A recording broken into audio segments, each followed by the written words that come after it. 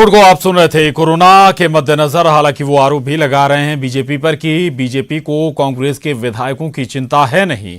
दूसरी तरफ नरोत्तम मिश्रा को भी इससे पहले आपने सुना। नरोत्तम मिश्रा कह रहे हैं कि कोरोना का नहीं है डर, बल्कि डरोना वाली स्थिति है कांग्रेस के अंदर, और इसीलिए शायद वो विधानसभा सत्र को आगे बढ़ाने की अटकलें भी अब लगाई जा रही हैं। हमारे साथ senior editor news 18 Madhya Pradesh Praveen Dwivedi जुड़ गए हैं, साथ ही जयपुर से हमारे संवाददाता अरबाज जुड़ रहे हैं।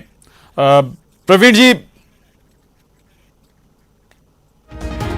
चलिए हम दोबारा इनके पास चलेंगे, लेकिन एक बार फिर बता दें आपको कि सियासी घटनाक्रम अभी भी थमे नहीं, बल्कि लगातार आगे बढ़ते हुए और लगातार नई नई बातें। अब कोरोना भी कहा जा रहा है कि हो सकता है कि सत्र आगे बढ़ाने की एक वजह बने। कुछ देर पहले तरुण भनोट को भी आप सुन रहे थे, और उससे पहले नरोत्तम मिश्रा, उन्होंने कुछ दावे किए। और हमारे साथ एक बार फिर जुड़ गए senior editor Praveen Dwivedi, news 18 Madhya Pradesh. Praveen ji, Narottam Mishra को आप भी सुन रहे होंगे। नरोत्तम मिश्रा कोरोना डरोना तो कह ही रहे हैं, लेकिन एक बात और महत्वपूर्ण कह रहे हैं कि जयपुर में भी भगदड़ मच सकती है अगर और ज्यादा डिले किया गया। मनोवैज्ञानिक लड़ाई लड़ रहे हैं ये नरोत्तम। दोनों लड़ रहे हैं, दोनों पार्टियां। अगर आप देखोगे दोनों, ये जो नूरा कुश्ती है, तो हैरत की बात यह है कि पूरे मध्य प्रदेश के वो वोटर हैं जिन्होंने वोट देके चुना होगा, वो अपना माथा ठोक रहे होंगे कि किन जनप्रतिनिधियों को उन्होंने चुन के भेजा जो आपस में लड़ रहे हैं। दोनों अपनी अपनी लड़ाइयां लड़ रहे हैं। बीजेपी भी जानती है कि लंबे वक्त तक होल्ड किया नहीं जा सकता किसी एक जगह में, और कांग्रेस भी जानती है कि जितना लंबा किया जाएगा वो उससे बचा जा सकता है। मैं तो अभी जो वित्त और ताजे स्वास्थ्य मंत्री बने तरुण भनोट की बात को अगर मैं पॉलिटिकली डिकोड करूं कि prevention is better than cure, तो मुझे लग रहा है कि प्रिवेंशन के ही सारे काम कांग्रेस भी कर रही है। कोरोना वायरस को लेके कल से हम ये बात कर रहे हैं कि सत्र जो है वो आगे जा सकता है और सरकाया जा सकता है। कांग्रेस जानती है कि जितना लंबा इसे खींचा गया उतने में ज्यादा और बचने की गुंजाइश बचेगी, और बीजेपी चाहती है कि जितना जल्दी से जल्दी हो जाए तो उतना बेहतर है। तो ये देखना होगा कि राज्यपाल की भूमिका इसमें निर्णायक हो जाती है। जैसे तरुण भनोट ने कहा भी कि जब इनके स्टेट प्रेसिडेंट, माफ कीजिए, इनके राष्ट्रीय अध्यक्ष जब वहां पहुंचे जेपी नड्डा, तो जिस प्रोग्राम में जा रहे थे वो कैंसिल कर दिया गया, और हमारे एमएलए जहां बैठे हुए हैं वो उनकी चिंता नहीं है। तो ये लाइन अब ले रही है कांग्रेस की, भाई उन एमएलए की सेहत को लेके क्या किया जाए, उन एमएलए की सेहत को क्या वाकई वो कोरोना से इन्फेक्टेड तो नहीं है, जैसा लाइन कि भाई उनकी जांच की जाए। तो कुल मिला के मैं एक लाइन में कह सकता हूं प्रशांत, के कोरोना जो है अब एमपी में सरकार बचाने का वायरस हो सकता है। इस लाइन पर कांग्रेस काम कर रही जी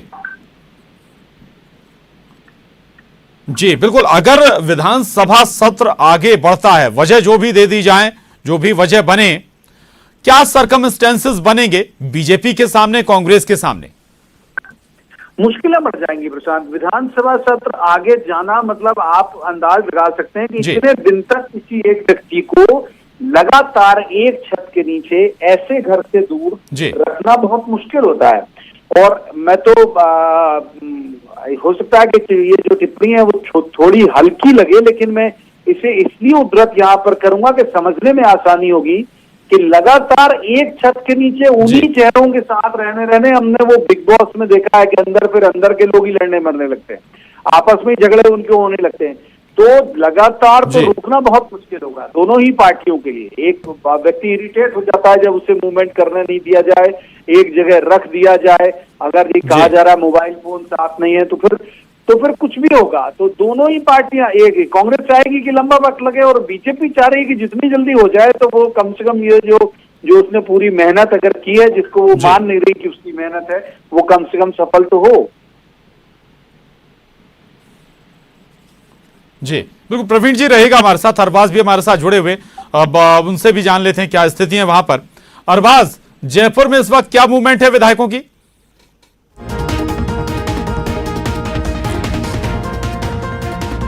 अरबाज से संपर्क नहीं हो पा रहा है। प्रवीण जी हमारे साथ लगातार बने हुए। प्रवीण जी, जो विधानसभा सत्र आगे बढ़ाने का जिक्र हो रहा है वो भी आपसे समझ ही रहे थे। इसके बाद विकल्प स्पीकर के सामने क्या बचते हैं? स्पीकर क्या कदम उठा सकते हैं इन हालातों में? लंबा वक्त खिंचता है, विधायक अगर वापस नहीं आते हैं, और राज्यपाल के पास भी क्या कुछ ताकत होती है इस दौरान कि वो अपने स्तर पर कोई कदम उठा सके, कोई फैसला ले सके? ऐसे में सत्र आगे बढ़ाना जाहिर सी बात है, राज्यपाल का ही अधिकार होगा, स्पीकर का होगा नहीं। गवर्नमेंट अनुशंसा कर सकती है केवल कि भाई सत्र को आगे बढ़ा दिया जाए। तो अब जो पावर है वो स्पीकर और राज्यपाल दो लोगों के पास है।